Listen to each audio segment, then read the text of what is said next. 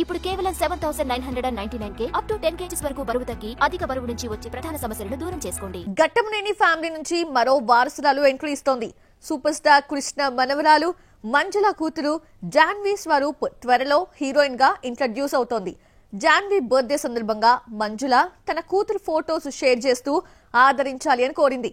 వెండి తెరపైకి ఎంట్రీ ఇస్తున్న ఘట్టమనేని నట వారసురాలు ఎలా ఉందో చూసిద్దామా.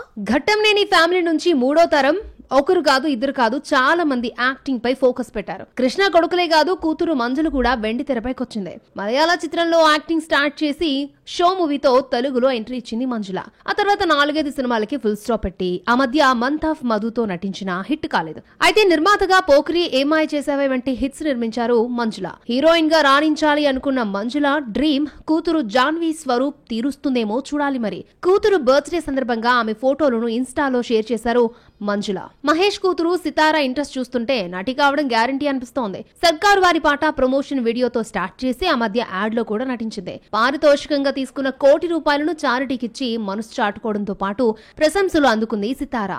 Ghattamaneni family next generation list చాలా పెద్దదే. మహేష్ కొడుకు గౌతమ్ తండ్రిలానే చైల్డ్ ఆర్టిస్ట్ గా కెరియర్ స్టార్ట్ చేశాడు.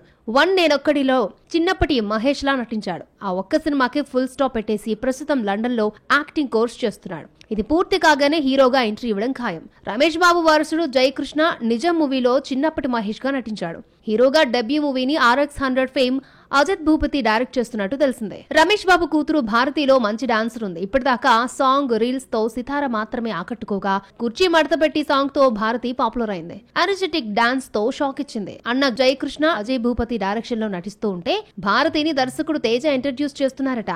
తేజ కొడుకు అమితో పక్కన హీరోయిన్ గా భారతిని తీసుకున్నాడు అన్న టాక్ వినిపిస్తోంది.